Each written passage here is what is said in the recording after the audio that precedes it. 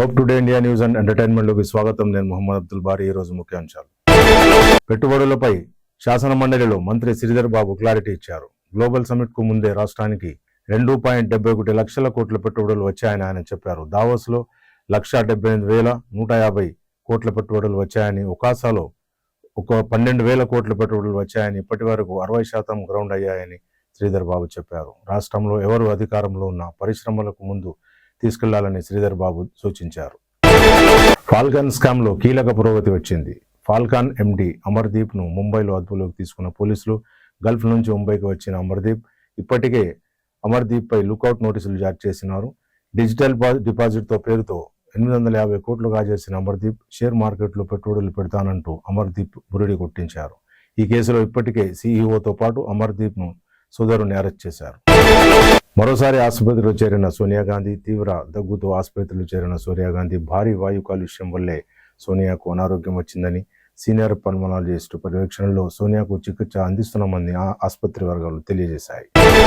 ఈ నెల 31 నుంచి పార్లమెంట్ బడ్జెట్ సమావేశాలు జరపనున్నారు. తొలి రోజు ఉభయ సభలను ఉద్దేశించి రాష్ట్రపతి ప్రసంగించనున్నారు. ఫిబ్రవరి 1న ఆదివారం కేంద్ర బడ్జెట్. తొలిసారి ఆదివారం బడ్జెట్ ప్రవేశపెడుతున్న కేంద్రం. హైదరాబాద్ సిటీ నడి ఒడ్డున కొత్త ఫ్లైఓవర్ నిర్మించనున్నారు.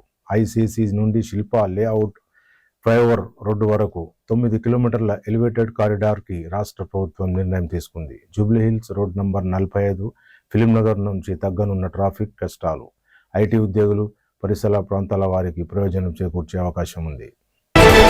మండలిలో కవిత వ్యాఖ్యలపై స్పందించిన రఘునందన్ రావు, కవిత ప్రశ్నలకు సమాధానం యువరాజు చెప్తారా లేక బావా చెప్తారా లేక పెద్ద ఆయన చెప్తారా అని ఆయన ప్రశ్నించారు. ప్రతిపక్షం పాలకపక్షం నేతల వ్యాఖ్యలను సిగ్గుచేటని, పాలమూరుకు కేసీఆర్ చేయనిది రేవంత్ ఏం చేశారో చెప్పాలని మెదక్ ఎంపీ రఘునందన్ రావు ప్రశ్నించారు. తెలంగాణ హైకోర్టులో ఎస్సీ రిజర్వేషన్ల కోసం పిటిషన్. ఎంపీటీసీ జడ్పీటీసీ ఎన్నికల్లో ఏజెన్సీ ప్రాంత ఎస్పీలకు 15% రిజర్వేషన్ ఇవ్వాలని పిటిషన్. ఈ నెల 27న పిటిషన్ను విచారించనున్న హైకోర్టు. ఢిల్లీ వాయు కాలుష్యంపై సుప్రీంకోర్టులో విచారణ. Commission for air quality management నిర్లక్ష్యంపై సుప్రీంకోర్టు ఆగ్రహం.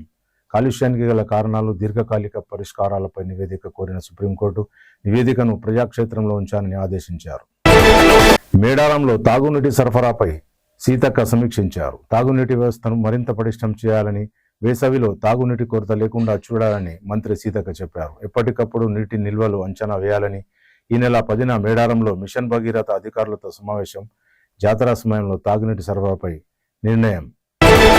మున్సిపల్ సవరణ బిల్లుకు శాసన మండలి ఆమోదం తెలిపిన తర్వాత తెలంగాణ శాసన మండలి నిర్వాధిక వాయిదా పడింది. ఇవి ఇప్పటికున్న ముఖ్యాంశాలు. మళ్ళీ రేపు కలుద్దాం. జై హింద్, జై భారత్. చూస్తూనే ఉండండి hope today India news and entertainment.